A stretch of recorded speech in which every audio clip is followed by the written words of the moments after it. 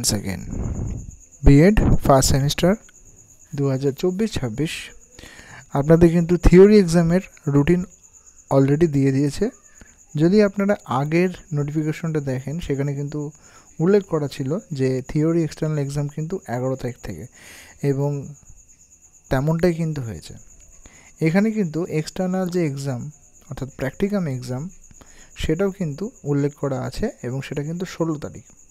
দেখতেই পাচ্ছেন 16 থেকে 26 তারিখ পর্যন্ত ডেট হয়েছে। অনেক দিন সময় দেওয়া হয়েছে, কারণ প্রত্যেকটা কলেজে কিন্তু একদিনে হবে না।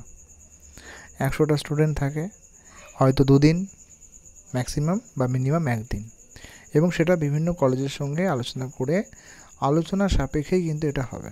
এমন নয় যে আলোচনা সাপেক্ষ নয়, বরং আলোচনা সাপেক্ষেই কিন্তু এই এক্সামটা হবে।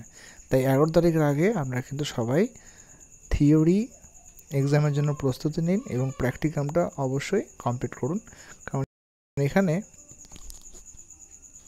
স্পষ্টতই বলা আছে যে এক্সটার্নাল যে মার্কস, থিওরি ইন্টারনাল মার্কস, সেটা কিন্তু 11 তারিখের মধ্যে জমা করতে হবে। ইন্টারনাল বলতে যে প্র্যাকটিকামটা করেছেন সেগুলোর কিছুটা মার্কস কিন্তু কলেজ কর্তৃপক্ষ দেয়, এবং কিছুটা এক্সটার্নাল এক্সাম সেটা পরবর্তীকালে খাতা দেখে পরীক্ষা নিয়ে পিপিটি প্রেজেন্টেশনের মাধ্যমে কিন্তু হবে। তাই 11 তারিখের আগে আপনারা কিন্তু অবশ্যই আপনাদের প্র্যাকটিকামটা কমপ্লিট করে রেখে দিন। কলেজ কর্তৃপক্ষ যে কোনো সময় আপনাদের থেকে চাইবে। ছোট্ট একটি ইনফরমেশন, যদি হেল্পফুল হয় তো সাবস্ক্রাইব করতে ভুলবেন না। ধন্যবাদ।